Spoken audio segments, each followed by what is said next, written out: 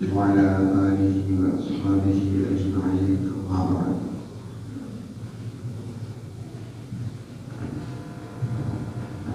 ایک مسلمان پر احکام لاگو ہوتے ہیں اور وہ عبادات اور فرائض کا مکلف ٹھہرتا ہے جب وہ بالغ ہو جاتا ہے۔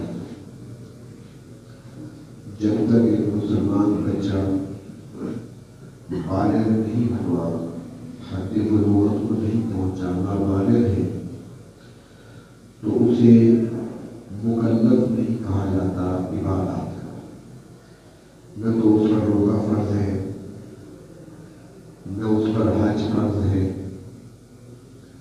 اور نہ ہی اس پر زکوٰۃ کا ادا کرنا فرض۔ جب وہ بالغ ہو جائے گا تو یہ احکام اس پر لاگو ہو گئے۔ لیکن نماز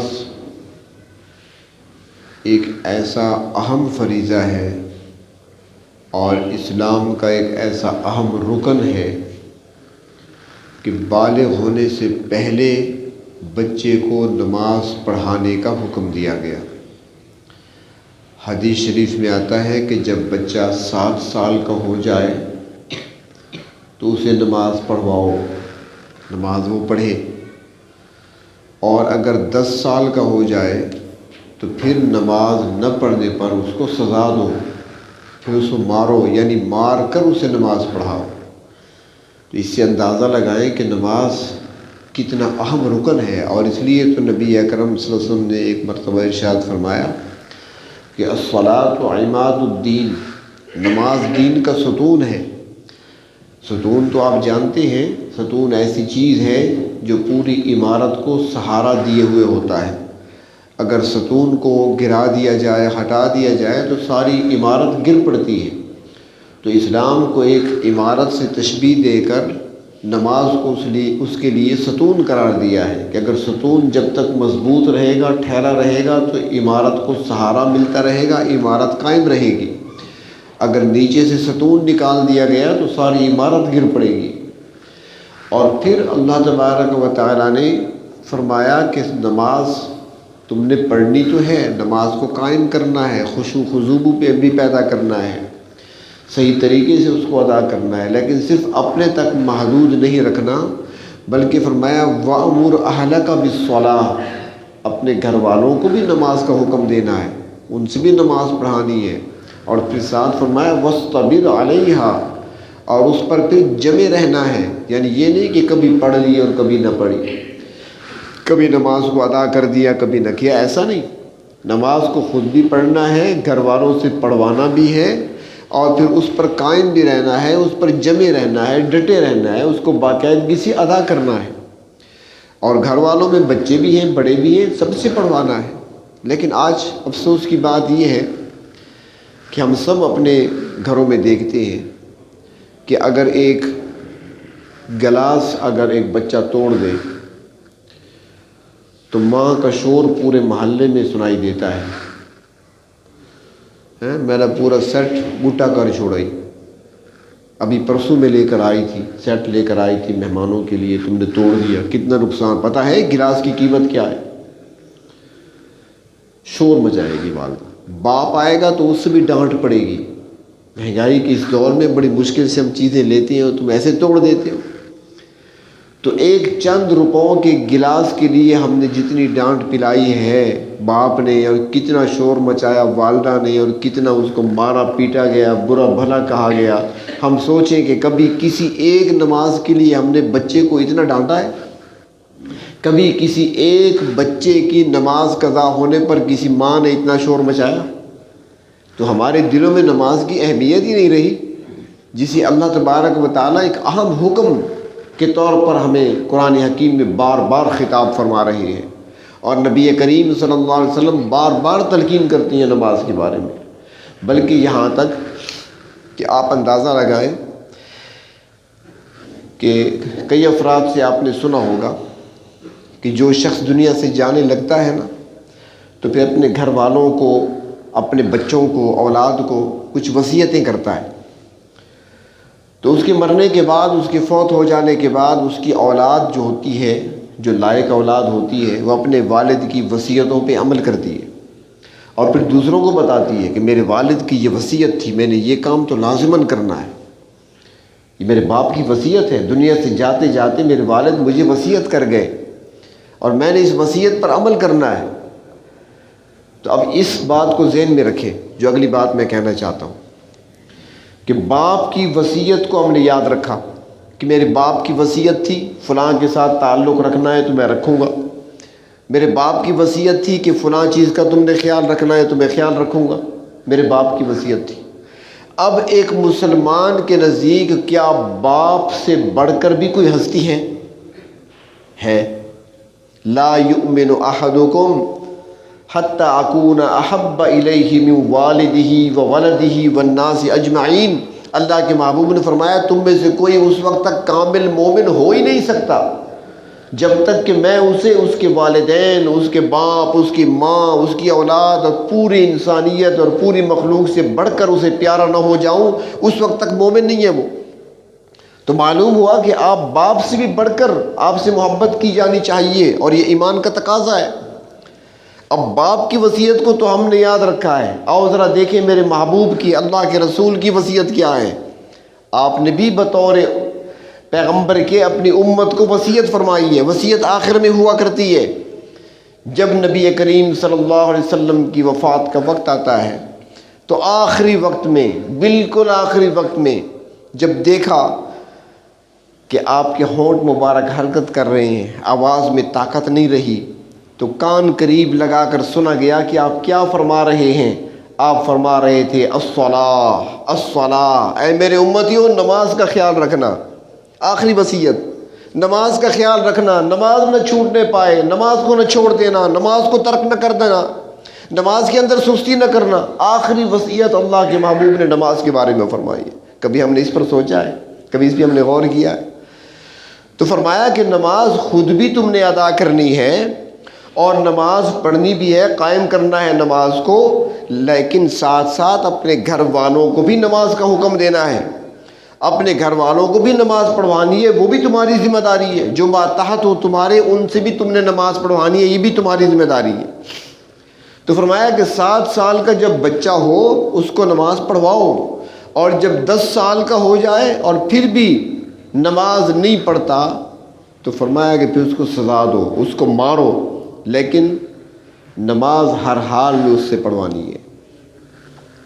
نماز کی اہمیت کا اندازہ اس بات سے بھی لگایا جا سکتا ہے کہ جب بچہ پیدا ہوتا ہے، پہلا دن ہے، بچہ پیدا ہوا، تو حکم یہ ہے کہ غسل کے بعد، نہلانے کے بعد اس کے دائیں کان میں اذان، بائیں کان میں اقامت کہی جائے۔ یہ کیوں ایسا ہوتا ہے؟ کچھ لوگ کہتے ہیں کہ اللہ تعالیٰ کی توحید اس کے کانوں میں ڈال دی جائے۔ وہ تو ویسے بھی آپ کہہ سکتے تھے قل هو اللہ احد اللہ الصمد، توحید تو یہ بھی ہے، یہ کہہ دیں کان میں۔ اللہ تبارک و تعالیٰ کی بڑائی اس کے کانوں میں ڈالی جاتی ہے کہ اللہ تعالیٰ سب سے بڑے ہیں، تو وہ صرف تکبیر سے ہی ہے اللہ اکبر، اللہ بہت بڑے ہیں، آ گیا اس میں۔ فرماتے ہیں کہ اذان اور اقامت اس لیے اس کے کان میں دلوائی جا رہی ہے کہ دنیا میں آنے والے بچے کو بتایا جا رہا ہے کہ تم ایک تو مسلمان کے گھر میں پیدا ہوئے ہو، پہلی بات، اور پھر ایمان کے بعد سب سے پہلا کام جو تم نے کرنا ہے وہ نماز ادا کرنی ہے۔ پہلے دن بچے کو بتایا جا رہا ہے کہ جو اہم عمل ہے تمہارے ذمے، جو اہم عبادت ہوگی تمہارے ذمے، جو پہلا کام تم نے کرنا ہوگا وہ نماز کی ادائیگی کا ہوگا، نماز کو قائم کرنا ہوگا۔ اس لیے بچپن میں، اور قرآن حکیم میں بھی آتا ہے، حضرت مریم رضی اللہ تعالی عنہا، جن کو اللہ تبارک و تعالی نے صدیقہ کا لقب دیا ہے، حضرت عیسیٰ علیہ السلام کی والدہ محترمہ ہیں۔ قرآن حکیم میں اللہ تبارک و تعالی نے ان کے نام کی نسبت سے ایک پوری سورت نازل فرمائی ہے، سورت مریم۔ تو حضرت مریم کو اللہ تبارک و تعالی نے بیٹا حضرت عیسیٰ علیہ السلام کی صورت میں عطا فرمایا اور معجزاتی طور پہ عطا فرمایا۔ ایک اللہ تعالیٰ کے کلمے ہیں حضرت عیسیٰ علیہ السلام کلمۃ اللہ انہیں کہا گیا ہے۔ حضرت مریم نے شادی نہیں کی تھی، شادی سے قبل ہی اللہ تبارک و تعالیٰ کے حکم سے جبریل امین آئے، گریبان میں پھونک ماری اور اسی سے حمل ہوا۔ اور پھر جب بچے کی ولادت کا وقت آیا تو حضرت مریم مکان شرقیہ کی طرف تشریف لے گئیں، ایک سائڈ پہ چلی گئیں، وہاں پر بچے کی ولادت ہوئی۔ ایک کھجور کا تنا تھا ساتھ، اسی کے نیچے بیٹھی تھی۔ پورا واقعہ قرآن حکیم میں اللہ تعالیٰ نے بیان فرمایا۔ اب جب حضرت عیسیٰ علیہ السلام کی ولادت ہو گئی، پیدا ہو گئے، اب اس بچے کو اٹھا کر، اب گھر تو آنا تھا، اب بچے کو اٹھا کر گھر کی طرف آ رہی ہے۔ سامنے سے لوگوں کی نظر پڑی، لوگ دیکھ رہے تھے، تو وہ کہنے لگے یا اخت ہارون، اے ہارون کی بہن، ما کان ابوک امرأ سوء وما کانت امک بغیہ، یہ کیا کر دیا تم نے؟ نہ تو تمہارے باپ ایسے تھے، نہ تمہاری ماں بری عورت تھی۔ والد صاحب جو تھے عمران، جن کا نام تھا حضرت مریم کے والد، وہ تو مسجد اقصیٰ کے امام تھے، انتہائی نیک پارسا متقی شخص تھے، اور والدہ بھی انتہائی متقی خاتون تھی، بڑی نیک خاتون تھی۔ تو وہ کہنے لگے والدہ بھی تمہاری نیک ہیں، باپ بھی تمہارے نیک تھے، شادی تمہاری نہیں ہوئی، نکاح تمہارا نہیں ہوا، یہ بچہ کہاں سے لے کر آ گئی ہو؟ تو حضرت مریم نے اشارے سے بتایا کہ میں آج روزے سے ہوں، میں نے روزہ رکھا ہے، میں بات نہیں کر سکتی۔ فاشارت الیہ، اور بچے کی طرف اشارہ کیا، جو پوچھنا ہے مجھ سے نہ پوچھو، اس سے پوچھو، یہ بتائے گا۔ تو اب وہ لوگ حیران ہو گئے، کہنے لگے مریم، ہم کیسے اس بچے سے بات کریں جو کہ آپ کی گود میں ہے ابھی؟ وہ کیسے بولے گا اور ہماری بات کیسے سمجھے گا؟ ہم تو اس سے بات نہیں کر سکتے، نہ وہ ہماری بات کو سمجھ سکتا ہے، نہ ہمیں جواب دے سکتا ہے۔ ابھی وہ اسی گفتگو میں تھے کہ بچہ بول پڑا۔ حضرت عیسیٰ علیہ السلام ماں کی گود میں پہلے دن بول پڑے، فرمانے لگے میری ماں کی طرف انگلیاں نہ اٹھاؤ، قال انی عبد اللہ، میں اللہ کا بندہ ہوں۔ پہلی بات سن لو، میں اللہ کا بندہ ہوں، اور پھر اللہ تعالیٰ کے مجھ پر احسانات ہیں۔ آتانی الکتاب، پہلا احسان، اللہ نے مجھے کتاب دی ہے، انجیل۔ وجعلنی نبیا، اور اللہ نے مجھے نبی بنایا ہے، دوسرا احسان۔ تیسرا احسان، وجعلنی مبارکن اینما کنت، اللہ تعالیٰ نے مجھے بابرکت بنایا ہے، میں جہاں بھی ہوں برکتیں میرے ساتھ ہوں گی۔ یہ انعامات ہیں۔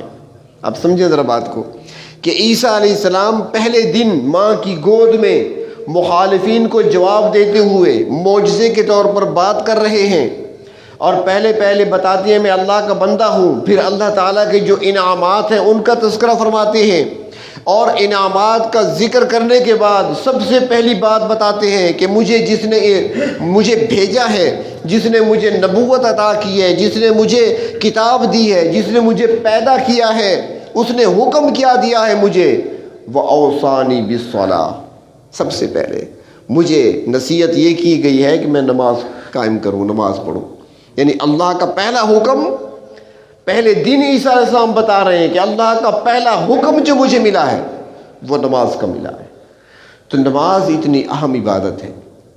تو آج نمازوں کے اندر ہماری کوتاہیاں ہیں، اور یہ اس عنوان کا انتخاب اس لیے کیا کہ یہاں پر تو ہم دیکھتے رہتے ہیں، بلکہ ہمارے لوگ جو اکثر حرمین شریفین جاتے ہیں حج عمرہ ادا کرنے کے لیے، دیکھا گیا ہے کہ بڑی غفلت سے کام لیتے ہیں، بڑی غفلت پائی جاتی ہے ان کی نمازوں کے اندر۔ 2.5 لاکھ 3 لاکھ روپے خرچ کر کے جاتے ہیں، نماز درست نہیں ہوتی، بعض کے تو الفاظ ہی ٹھیک نہیں ہوتے نماز کے۔ کئی بندے ساتھ کھڑے ہو کر جب پڑھتے ہیں تو سن لیتے ہیں کوئی جملہ ہی غلط ہوتا ہے، لفظ ہی غلط ہوتے ہیں، اور بعض کے الفاظ ٹھیک ہوتے ہیں لیکن اس کی ادائیگی ٹھیک نہیں ہوتی، رکوع سجود کا خیال نہیں کرتے۔ جس طرح نماز قائم کرنے کا حکم ہے اس طریقے سے نماز کو قائم نہیں کیا جاتا، ورنہ اللہ تبارک و تعالیٰ اسی نماز کے ذریعے سے ہی سب کچھ عطا فرماتے ہیں۔ حکم یہی دیا گیا ہے کہ مدد تم حاصل کرو، وَاسْتَعِینُوا، مدد حاصل کرو، بِالصَّبْرِ وَالصَّلَاةِ، صبر کا معنی لیتے ہیں، فرماتے ہیں کہ دین پر ڈٹ جانا، دینی احکامات پر عمل کرنا، ایمان پر ثابت قدمی اختیار کرنا، ایمان پر ثابت قدمی اختیار کرو اور نماز کے ذریعے سے تم اللہ سے مدد طلب کرو۔ اللہ تعالیٰ نے خود ہی طریقہ بتایا کہ مجھ سے کیسے مدد مانگو، تم استعانت کیسے مانگو۔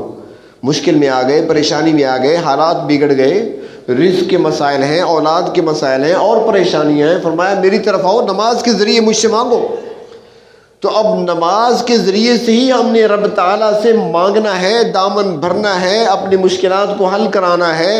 اب جس ذریعے سے ہم نے لینا تھا وہ ذریعے ہی ہمارے ہاتھوں سے چھوٹ گیا، وہ ذریعے ہی ہمارا کچا رہ گیا، تو پھر مانگیں گے کیسے؟ حالانکہ اللہ تعالیٰ فرماتی ہے نا، جیسے پہلے میں نے عرض کیا کہ فرمایا وَأْمُرْ أَهْلَكَ بِالصَّلَاةِ وَاصْطَبِرْ عَلَيْهَا، نماز کا حکم دو، اپنے گھر والوں کو پڑھواؤ اور اس کے ساتھ اس کے اوپر جمے بھی رہو۔ تو اسی میں آگے فرماتی ہیں وَنَحْنُ نَرْزُقُكَ، اور ہم تمہیں روزی دیں گے۔ وہاں بتا دیا جب تم نماز قائم کرو گے نا، اللہ فرماتی ہے ہم پھر تم کو روزی دیں گے۔ تو آج روزی کے مسائل کیوں ہیں؟ تو معلوم ہوا کہ نماز ہی ہماری ٹھیک نہیں ہے، کیونکہ اللہ کا وعدہ تو ہے کہ تم نماز پڑھو، گھر والوں سے نماز پڑھواؤ، ہم تمہیں روزی دیں گے۔